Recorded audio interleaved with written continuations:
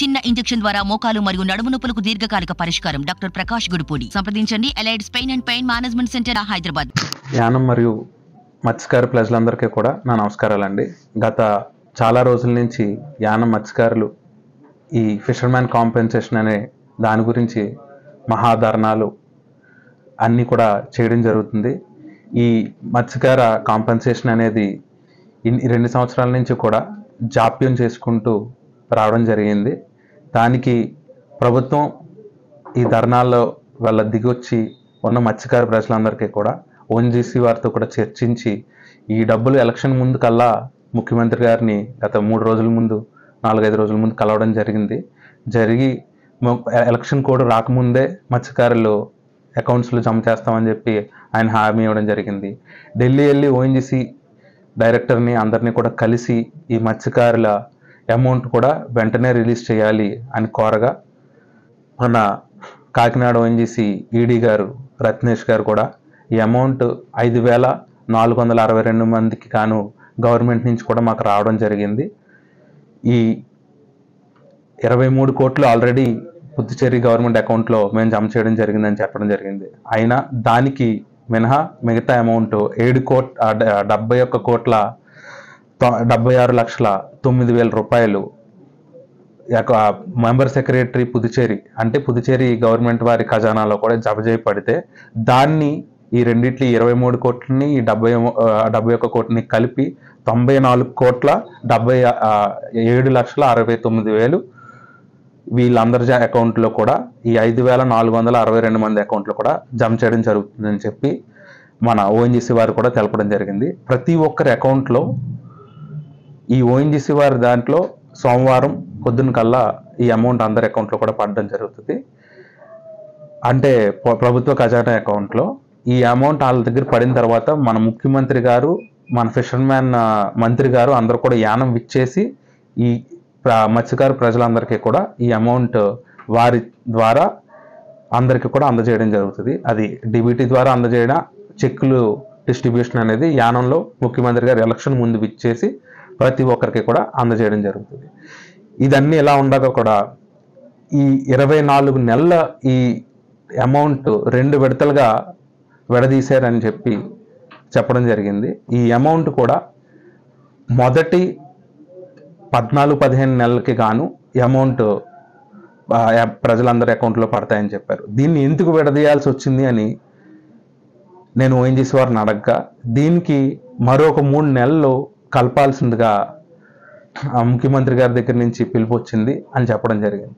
దీన్ని సరే సార్, ముఖ్యమంత్రి గారి నుంచి పిలుపు వచ్చింది, ప్రజలందరికీ కూడా ముందున్న అమౌంట్ అంతా కూడా వేసేస్తే తర్వాత ఈ 3 నెలల అమౌంట్ కూడా వేయచ్చు కదా అని అడిగితే వారందరూ కూడా లేదు, ఇది కొన్ని యూసీ ఇబ్బంది ఉంది, యూటిలైజేషన్ సర్టిఫికెట్ అనేది, దానివల్ల ముందుగా వీళ్ళందరికీ కూడా జమ చేయడం జరుగుతుంది, దీన్ని విడదీసి మిగతాది తర్వాత చేద్దామని చెప్పడం జరిగింది. ఈ 24 నెలలకి 3 నెలలు కలిపి అది ఎప్పుడు పడుతుంది అది ఇంకా ఓఎన్జీసీ గారు అంగీకరించలేదు. అవన్నీ కూడా అంగీకారం అయిన తర్వాత మిగతా నెలల గురించి మాట్లాడడం జరుగుతుంది. ప్రస్తుతం ఈ మత్స్యకార ప్రజలందరికీ కూడా కోరుకునేది ఒకే ఒకటి, మీ అకౌంట్లో ఈ అమౌంట్ పడిన తర్వాత ఎవరూ కూడా ఎవరికి ఇవ్వక్కలు లేకుండా ఖర్చు పెట్టుకుని మీరు అనుభవించాల్సిందిగా నేను కోరుకుంటున్నాను. చాలామంది పీకలు కోసేసుకుంటాం లేకపోతే ఇంకొకటి అని చెప్పి చాలా స్టేట్మెంట్లు ఇవ్వడం జరిగింది. దీన్ని మత్స్యకారులు అందరి అకౌంట్లో పడిన తర్వాత దీనికి పూర్తి వివరణ నేను ఇస్తాను. ఈరోజు కాంట్రవర్షియల్ స్టేట్మెంట్స్ అవసరం లేదు. దాన్ని దేనికి ఎందుకు ఒక పక్క నియోజకవర్గ ఎమ్మెల్యే ఇలా మాట్లాడారు అని చెప్పి ఆయన మీద అన్నదాన్ని మళ్ళీ వక్రీకరించి నా మీద చెప్పడం జరిగింది. దానికి నేను పూర్తి క్లారిఫికేషన్ ఈ అమౌంట్ పడిపోయిన తర్వాత మత్స్యకార ప్రజలలోంచే నేను అందరికీ కూడా తెలియజేయడం జరుగుతుంది. కాబట్టి ప్రజలందరూ కూడా కొత్తగా ఎన్నికైన శాసనసభ్యుడు వచ్చిన తర్వాత ఒక 50,000 రూపాయల నుంచి అందరికీ కూడా పడడం జరిగింది. ఆ రోజు నా మాట మీద నమ్మకంతో ఎవరికి ఏ రూపాయి ఇవ్వకుండా మీ కుటుంబం మీరే అనుభవించడం జరిగింది.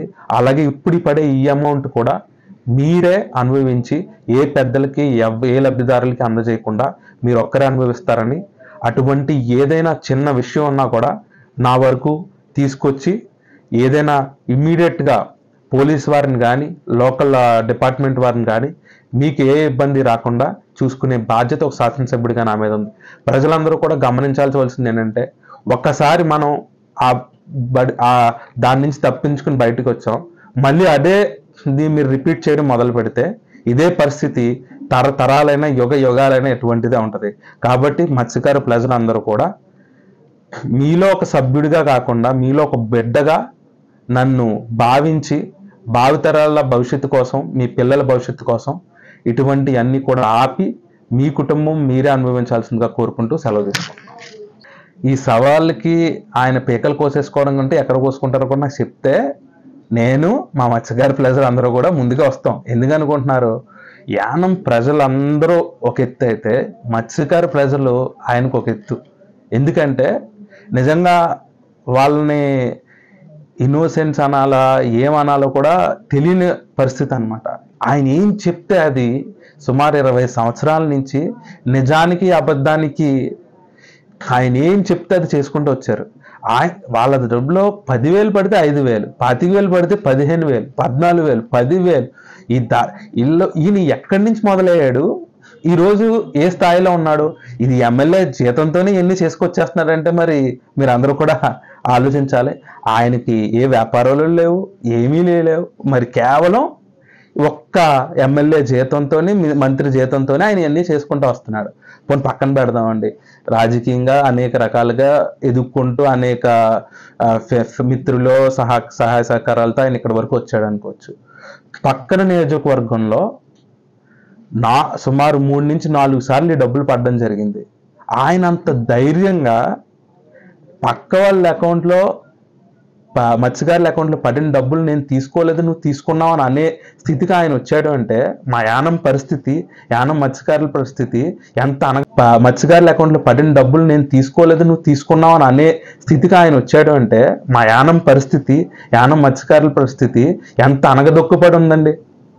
ఇప్పుడు నేను అన్నాను అనుకోండి, రాజకీయ విరోధమో ఇంకొకటో చెప్పుకోవచ్చు. అంత ఇబ్బందిగా మళ్ళీ అన్న మాటని వక్రీకరించి మేము మీ శాసనసభ్యుడిని అనలేదు, లోకల్లో ఉన్న మా శాసనసభ్యుడికి మేము కౌంటర్ ఇచ్చేసాం. అసలు ఒక్కసారైనా గుండెల మీద చెయ్యి వేసుకుని మత్స్యకారులు ఉన్నారు, గంగమ్మ తల్లి ఉంది, అక్కడికి నువ్వు వచ్చి నువ్వు వాళ్ళ మీద ఒట్టేసి నేను రూపాయి తీసుకోలేదు. ఈయనకండి 2 రకాలు ఉన్నాయి. ఈయనకి ఎలా అనుకుంటున్నారు, నువ్వు ఓడిపోయావు కదా మొన్న ఎలక్షన్లో అంటే, నేను ఎక్కడ ఓడిపోయాను? పోటీ చేసింది రంగస్వామి గారు కదా, నేను కాదు కదా. నైతిక విలువలు అంటే ఇవన్నీ ఎలా ఉంటాయంటే, కాబట్టి పేపర్ మీద నా పేరు లేదు కదా, నేను ఓడిపోలే. ఇప్పుడు డబ్బులు నువ్వు తీసుకున్నావు అంటే నేను ఎక్కడ తీసుకున్నాను? కళ్యాణ మండపానికో లేకపోతే సొసైటీకో కదా, నేను నా జోబులో కదా పెట్టుకోలేదు, అవన్నీ మీకే కదా ఖర్చు పెట్టాను. అంటే ఈయనకి ఎలా ఉంటుందంటే అబద్ధానికి నిజానికి ఆ వేరియేషన్ అలా ఉంటుంది అనమాట.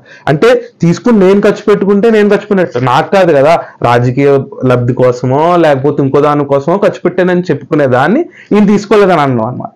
కానీ ఈరోజు ఈయన బాధ ఇన్ని సంవత్సరాలు కూడా ఈ అమౌంట్ ఆగడానికి ఎన్ని ఇబ్బందులు పడినా కూడా మత్స్యకార ప్రజలకి సుమారు 100 కోట్ల రూపాయలు పడుతున్నాయంటే ఆయన ₹1 కూడా దాని నుంచి తీసుకోలేకపోతున్నాననే పరిస్థితి బాధ ఇన్ని రోజులు రానివ్వకుండా చేసింది. కానీ ఇదే మత్స్యకారులు ఈరోజు అశోక్కి సపోర్ట్ చేసిన వాళ్ళు కాదు, ఇంకొకరు కాదండి, కేవలం నిస్వార్థంగా రాజకీయాలకు సంబంధం లేకుండా వాళ్ళు బయటకు రోడ్డు ఎక్కి ఈయన మీద ఇటువంటి పరిస్థితులు వద్దు, మా అమౌంట్ మాకు ఆంధ్రాలో లేకపోతే పలానా పక్కన నియోజకవర్గంలో ఏ విధంగా అయితే పడినాయో మాకు అదే విధంగా మాకు కూడా వేయండి అని చెప్పి వాళ్ళు గల్లవిప్పాళ్ళు బయటకు వస్తే, ఒక శాసనసభ్యుడిగా నేను మీ వైపే ఉన్నాను, మీ తరపున ఉన్నాను, మీకు నేను వచ్చిన తర్వాత ఏ విధంగా మీకు డబ్బులు పడి అదే విధంగా డబ్బులు పడాలనుకుంటాను. రాజకీయ విరోధాలు, రాజకీయ పరిస్థితులు ఎటువంటివి ఉన్నప్పటికీ ముందు మీరు మాకు బలం, మీరు ఒక బాణీ నుండి బయటపడి ఆ డబ్బులు ఇవ్వకుండా మీరు ఒకటి ఆల్రెడీ చూపించారు, మళ్ళీ అదే బాణీలో వెళ్ళకూడదంటే నేను పెకైనా కోసేసుకుంటాను, తొడైనా కూడేసుకుంటాను. ఏంటిది? దానికి ఆయన అవగాహన ఏంటో, ఆయన వయసుకి అతను ఆంధ్ర రాష్ట్రాలనే రాజకీయాలనే నేను శాసించాను అనే స్థాయి నుంచి ఈరోజు ఇంత చిల్లర మాటలు ఆయన మాట్లాడే పరిస్థితికి ఆయన దిగజారిపోయాడు అంటే నాకే చాలా బాధాకరంగా ఉంది. ఎందుకంటే ఒక ప్రత్యర్థి అయినా కూడా మా ఊరోడు, మనకు సంబంధించిన వాడు ఒక గౌరవం ఉంటుంది, ఒక స్థాయి ఉంటుంది. ఆ స్థాయిని ఆయన పోగొట్టుకుని ఆయనే దిగజారిపోవడం చూస్తుంటే చాలా బాధగా ఉంది. కానీ యానంలోనే నేను ఏమీ చేయలేని పరిస్థితికి వచ్చేసాననే భావన నుండి పక్క రాష్ట్ర రాజకీయాల్లో నేనే గెలిపించాను, నేనే ఓడించేస్తాను అనే స్థితికి ఆయన దిగజారిపోయాడు. అంటే ఈరోజు ఏ ఓటర్ కూడా యానం అవనండి, ఇంకో రాష్ట్రం అవనండి, ఎవరు చెప్తే వినే స్థాయిలో ఎవరో లేరండి. మత్స్యకార ప్రజలు అవనండి, ఎవరైనా కూడా పూర్తి అవగాహనతో మాకు న్యాయం చేస్తారు, ఎవరైతే మమ్మల్ని నిలబెడతారో, ఎవరైతే మమ్మల్ని కాపాడారో వాళ్ళకే వాళ్ళు పట్టం కట్టే స్థితిలో ఉన్నారు. కాబట్టి ఎటువంటి రాజకీయాలు ఇప్పుడు ఇంకేం చూశారు, గత 20 రోజులు వస్తే పలానా అతన్ని ఓడించేస్తానో, పలానా ఇతన్ని ఓడించేస్తానో, ఈ పార్టీ నాది గెలిచిన, ఇప్పుడు పలానా ఉన్న ప్రభుత్వానికి ఏమో మీ నాన్నగారితో నాకు స్నేహం ఉందని చెప్పి ఈయన రేపొద్దున ఇంకో వేరే పరిస్థితుల్లో వేరే ప్రభుత్వాలు ఏర్పడే పరిస్థితికి వస్తే నేను మీ పిల్లల్ని ఆడించాను, లేకపోతే ఇంకోటి ఆడించానని చెప్పే స్థాయికి అతను వెళ్ళిపోతాడు. కేవలం ప్రజలందరూ కూడా గమనించాల్సింది ఏంటంటే కుల రాజకీయాలు వీటిలన్నిటిని పక్కన పెడితే మీకు సంబంధించిన నాయకుల్ని మంచిగా ఎవరు ఉపయోగపడతారో తెలుసుకుని ఎన్నుకోవాల్సిందిగా కోరుకుంటున్నాను తప్ప ఇటువంటి వ్యక్తిలో ఒక బీసీ కుల నాయకుడిని అని చెప్తాడు, లేకపోతే ఇంకొకటి అని చెప్తాడు. ఈ రోజు ఉన్న పరిస్థితికి ఏ స్థాయి నుంచి ఏ స్థాయికి దిగజారిపోయారో తెలుసుకుని ఆయన ఎవరి రాష్ట్రాల్లో ఏ నియోజకవర్గాల్లో కూడా ఆయన ఇంపాక్ట్ ఉండే పరిస్థితి, మళ్ళీ ప్రభుత్వాలను చెడగొట్టే పరిస్థితితో ప్రజల్ని తప్పుదో పట్టి చెప్పున్నాను. ప్రజలు కానీ యానం పాండిచేరి రాష్ట్ర ప్రజలకు కానీ ఎప్పుడు కూడా చెప్పేది ఒకటే, ప్రభుత్వానిచే సెలెక్టెడ్గా వచ్చిన వ్యక్తి వేరు, ప్రజలచే ఎన్నుకోబడిన వ్యక్తి వేరు. ఆ రెండింటికి చాలా తేడా ఉంది. ఈరోజు పక్కన నియోజకవర్గాల నుంచి కానీ రాష్ట్ర ప్రజల నుంచి కానీ ఆయనకి వ్యతిరేకత వస్తుంది అంటే కేవలం అక్కడున్న నాయకులందరూ కూడా ఎవరో నామినేటెడ్ పదవులు తెచ్చుకున్న వ్యక్తులు కాదు, కేవలం ప్రజలచే ఎన్నుకోబడిన వ్యక్తులు. కాబట్టి వాళ్ళకి ఇచ్చే గౌరవం అన్నీ కూడా మనం ఇస్తూ ఎదరకు సాగితే మన అనుకున్న మనుషుల దగ్గర కూడా మనకి కొంచెమైనా అనుకున్నది మిగులుతుంది, అది మిగిలే పరిస్థితి ఉంటుంది. కాబట్టి అవన్నీ తమరు తెలియచేసుకుని, అసలు యాక్చువల్లీ ఈరోజు మాట్లాడకూడదు అనుకున్నాను, కాకపోతే ఉన్న పరిస్థితి ఏంటి అంటే దీనికి కూడా మత్స్యకారుల ప్లెజర్ అందరూ కూడా డబ్బులు పడిన తర్వాత దీనికి పూర్తి వివరణ అయితే ఇవ్వడం జరుగుతుందండి. దాన్ని ఎలా చేశారు ఏంటి అనే చెప్పి నేను కాదండి, మత్స్యకారుల ప్రజలతో మీకు ఆంధ్ర రాష్ట్ర రాజకీయాలకు ముందే ఈ అమౌంట్ పడడం జరుగుతుంది. కాబట్టి ఇదే మత్స్యకార ప్రజలతో ఎవరినైతే ఏ మాట అన్నారో, ఎవరికైతే ఇది కష్టం వచ్చేలా ఆ మాటని వక్రీకరించి మళ్ళీ నా వైపు తిప్పారో వారికి అందరికీ కూడా పత్రికా మిత్రులకి చుట్టుపక్కల నియోజకవర్గాల ప్రజలందరికీ కూడా తెలియజేయడం జరుగుతుంది. అంటే ఒకటి చెప్తాను సార్, ఈరోజు నేను ఎన్నుకోబడింది యానంలో ఒక కాన్స్టిట్యుయెన్సీలో ఒక ముఖ్యమంత్రి స్థాయి వ్యక్తి ముఖ్యమంత్రి అవుతాడని తెలిసినా కూడా యానం ప్రజలు నన్ను నమ్మి ఉన్న పరిస్థితులు ఇతని మీద చేదరించి నన్ను ఎన్నుకోవడం జరిగింది. ఎవరో సహాయం చేయడం అంటేనండి కుటుంబ మిత్రత్వం ఉంటుంది, లేకపోతే మీరు మాట్లాడిన వ్యక్తుల గురించి కూడా చెప్తాను నేను ఈరోజు అవసరం కాబట్టి. కాకినాడ ఎమ్మెల్యే గారు అనే వ్యక్తి ఈరోజు నేను ఆయనకి సపోర్ట్ చేయడం కాదండి, 2009లో నుండి నేను ఆయన వెనకాల ఒక కార్యకర్తలా పనిచేసిన వ్యక్తి. పార్టీలు అన్నీ కూడా నాకేం సంబంధం ఉండదండి, నాకు ఒక మనిషిగా ఆయన అంటే గౌరవం. నా కార్యకర్త, నా మనిషి అనే వ్యక్తి మనల్ని నమ్మాడు అంటే 100% అతను కూడా ఉండాలనే వ్యక్తుల్లో అతను ఒకడు. ఈ పక్కన తోట త్రిమూర్తులు గారు ఎలాగో, ఈ పక్కన చంద్రశేఖర్ రెడ్డి గారు అలాగా, అలాంటి అనేక నాయకులు ఉన్నారు ఇతర పార్టీల్లో కూడా. అటువంటి వ్యక్తులందరినీ కూడా ఒక్కొక్కరి దగ్గర ఒక్కొక్క అంశం నచ్చుద్ది. నేను కూడా ఎవరు వచ్చినా కూడా సార్ అని గౌరవించుకుంటూ ఒక నాయకుడు అనే లక్షణాన్ని వీళ్ళందరి దగ్గర తీసుకున్నాం. ఈరోజు పార్టీలు, కులాలు, రాజకీయాలు, రకరకాల పరిస్థితులు వచ్చినప్పటికీ వాళ్ళందరూ కూడా ప్రజలచే ఎన్నుకోబడిన వాళ్ళండి. ఇతనేదో నేను ఓడించేస్తాను, నేను ఏదో చేసేస్తాను అనడానికి ముందు యానంలో పీకవయ్యా, తర్వాత ఇంకో చోట పీకిది అన్ను. వాళ్ళు ఉన్న పరిస్థితులకి ఒకవేళ నిజంగా వాళ్ళు పార్టీ సిచ్యువేషన్స్ బట్టో ఇంకో దాన్ని పెట్టో వాళ్ళు ఇబ్బంది పడే పరిస్థితి వస్తే అది కూడా నేనే చేశానని చెప్పుకుని క్రెడిట్ దొబ్బేద్దాం అనే పరిస్థితిలో నువ్వు ఉన్నావు. అంతే తప్ప నువ్వు నైతికంగా చేయడానికి పలానా ముఖ్యమంత్రి స్థాయి వ్యక్తిని నువ్వు తీసుకొచ్చి ఇక్కడ ఓడగొట్టింది యానం ప్రజలందరూ చూడలేదు. నువ్వు మళ్ళీ పీకి పక్క నియోజకవర్గంలో వెళ్ళి పెరగడానికి ఎవ్వరు కూడా అటువంటి పరిస్థితే వస్తే ఇతర పార్టీ నుంచి పెద్ద పెద్ద నాయకులు వస్తారు, కొత్త కొత్త నాయకులు తయారవుతారు. ఎవరైనా కూడా నాన్నో మాట అన్న వ్యక్తి అయినా, నాకు సపోర్ట్ చేయని వ్యక్తి అయినా కూడా నేను ఒక నాయకుడు, ఒక ప్రజలచే ఎన్నుకోబడిన నాయకుడు అంటే నేను గౌరవించి వాళ్ళకి ఎప్పుడు కూడా పలానా ఇది మంచి అనే హానెస్టీ గల మెంటాలిటీ ఉంటే పూర్తిగా కూడా వాళ్ళకి సహకారంగా ఉంటాం. మీరు చెప్పిన ఎమ్మెల్యేలు కానివ్వండి, ఇంకోటి కానివ్వండి, పార్టీల పరిస్థితి అండి. మా ఊరిలో పార్టీల పరిస్థితి ఉండదు. ఆంధ్రాలో రాజకీయాలు పార్టీలను చుట్టిన పరిస్థితి ఉంది. ఈ రోజున్న పరిస్థితి ఆంధ్ర రాజకీయాల్లో చూస్తే ఇతల పార్టీలో ఉంటే, ఇప్పుడు రూలింగ్ పార్టీలో ఉంటే కొంతమందికి చెడు, అదే రూలింగ్ పార్టీలో ఉన్న వ్యక్తి కొత్త పార్టీకి వెళ్ళిపోతే నైట్కి మంచి వాళ్ళు అయిపోతున్నారు. అటువంటి పరిస్థితులు ఉన్నాయి. కాబట్టి ప్రజలందరూ కూడా ఆలోచించి వాళ్ళని నమ్ముకున్న నాయకుడు మన ఊరిని ఎలా అయితే అభివృద్ధి చేస్తాడో, ఎలా అయితే ముందుకు తీసుకెళ్తాడో, కష్టంలో నీతో ఉన్నాడా, నష్టంలో నీతో ఉన్నాడా, ఇలాంటి ఆలోచించి చేసుకోవాలండి. ఈరోజు ఏ స్థాయి నుంచి ఏ స్థాయికి దిగజారిపోయాడో ప్రజలే ఆల్రెడీ చూపించారు మీకు. లేదు మీరు మరీ చూద్దాం అనుకుంటే ఆంధ్ర రాజకీయాల్లో కూడా ఈయన ఎక్కడ అడుగు పెడుతున్నాడో యువతల పక్కన నేను ఉంటాను. మీకు అర్థమవుతుందా? దాన్ని ఇతను చెప్పే విధానం ఓడిపోతున్నారో ఇంకొకటి ఇతను ఎవరండి డిసైడ్ చేయడానికి? గెలుపులో పలానా ముఖ్యమంత్రి జగన్మోహన్ రెడ్డి గారి ప్రమాణ స్వీకార సభలో ఈయన ఉన్నాడంటే ఆయన్ని నేనే గెలిపించాను అంటాడు. తొక్కలా 2 నియోజకవర్గాలు 3 నియోజకవర్గాల్లో ఉండి 3 సీట్లతో ఈయన గెలిపించేస్తానంటే అది పాసిబిలిటీ ఉందండి?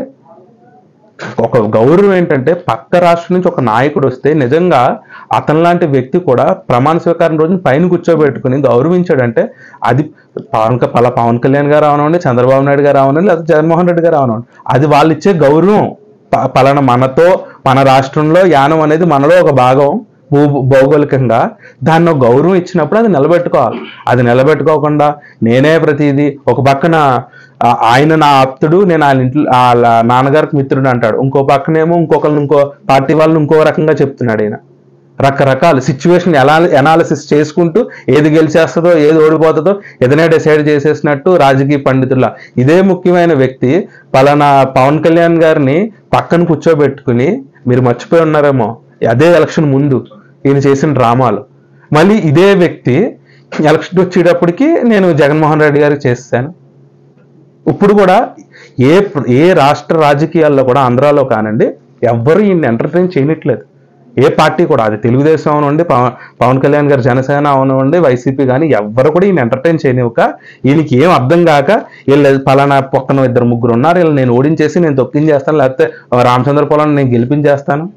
ఎవడండి ఈయన వల్ల అంత ఇంపాక్ట్ ఉండే పరిస్థితి వస్తే యానం నుంచి మత్స్యకార ప్రజలు కానివ్వండి, మత్స్యకార నాయకులు కానివ్వండి, లేకపోతే ఇతర కులాల నాయకులు కానివ్వండి, అందరం కూడా ఇతను చేసిన పనులన్నీ కూడా మేము అక్కడికి వచ్చి చెప్పే పరిస్థితి వస్తుంది. కాబట్టి ప్రజలు వాళ్ళు తెలుసుకుని వాళ్ళని నమ్మిన నాయకుడిని వాళ్ళు గెలిపించుకుంటారు. కాబట్టి ఇతని వల్ల ఏ ఇంపాక్ట్ ఆంధ్ర రాజకీయాల్లో ఎప్పటికీ కూడా ఉండబోదు, ఉండనివ్వం. మరిన్ని వీడియోస్ కోసం ఛానల్ ని సబ్స్క్రైబ్ చేయండి. లేటెస్ట్ అప్డేట్స్ కోసం వాట్సాప్ ఛానల్ ని ఫాలో చేయండి. అండ్ లింక్ డిస్క్రిప్షన్ లో ఉంది.